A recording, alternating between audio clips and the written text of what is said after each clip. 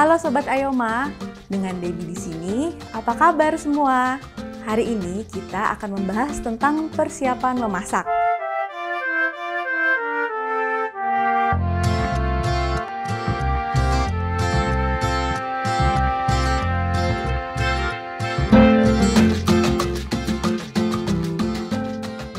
Di dalam kita mempersiapkan memasak, ada serangkaian proses seperti membersihkan dan menyimpan.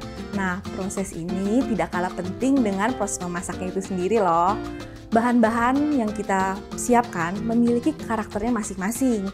Untuk itu memiliki cara masing-masing dalam kita menyimpannya. Nah, tanpa panjang lebar lagi, yuk kita sama-sama belajar bagaimana cara menyimpan bahan-bahan yang telah kita beli agar lebih tahan lama. Sayuran biasanya tidak dapat bertahan lama di luar kulkas. Jadi biasanya saya beli fresh dari pasar setiap hari. Atau apabila dimasukkan dalam kulkas, langsung dari toko. Nanti pada saat hendak mau dimasak baru saya cuci. Sayuran yang basah akan lebih cepat membusuk, kecuali brokoli.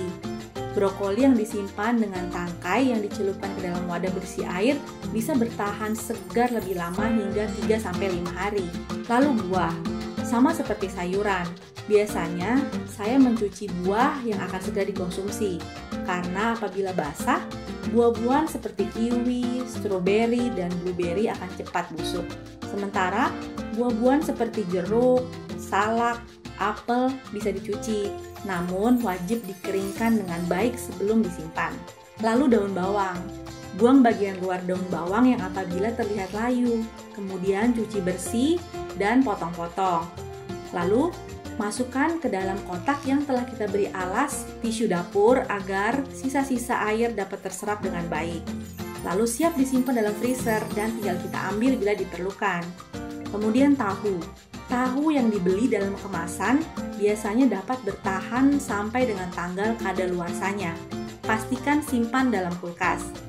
Tahu yang kita beli tanpa kemasan perlu kita rebus atau kukus terlebih dahulu. Lalu simpan dalam kulkas dengan direndam air bersih. Ganti airnya setiap hari.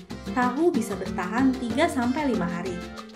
Dan bagi teman-teman yang menyukai tekstur tahu yang lebih padat, bisa mengeluarkan kandungan air yang lebih dari tahu dengan cara menindih tahu dengan benda yang agak berat selama 20-30 menit atau dengan memasukkannya ke dalam microwave selama 1-2 menit.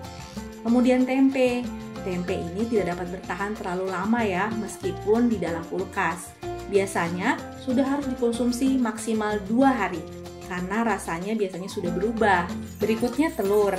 Telur sangat rentan dengan bakteri salmonella. Maka dari itu, cuci telur dengan air sabun, bilas hingga bersih, dan keringkan sebelum disimpan dalam kulkas. Telur yang disimpan di suhu ruangan biasanya bertahan bisa sekitar seminggu. Namun, apabila disimpan dalam kulkas, bisa bertahan lebih dari 1 bulan.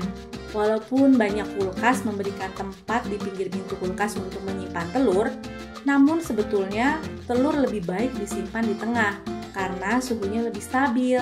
Dan keluarkan telur dari dalam kulkas sekitar setengah jam sebelum dimasak ya. Kemudian daging. Daging yang beli di supermarket, baik ayam, ikan, maupun sapi, biasanya sudah dalam kondisi dipak. Saya akan langsung masukkan ke dalam kulkas atau freezer apabila disimpan dalam waktu yang lama. Sementara yang kita beli dari pasar yang terbuka biasanya perlu dibersihkan dan dikeringkan sebelum disimpan. Pastikan daging sudah kembali di suhu ruangan sebelum kita memasaknya agar teksturnya tidak keras dan bau. Berikutnya jamur.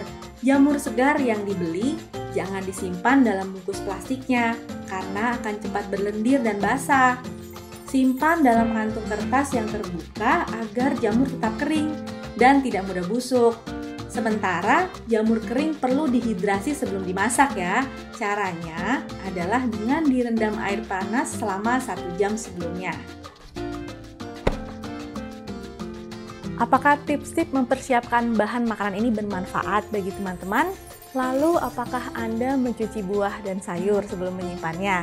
Nah, mari tuliskan di kolom komentar di bawah ini bahan makanan apa lagi yang Anda ingin ketahui cara menyimpannya. Semoga tips yang sudah kita pelajari bersama ini dapat berguna bagi kita dalam mempersiapkan bahan makanan bagi keluarga kita. Terima kasih sudah bersama dengan kami. Nantikan terus video-video selanjutnya.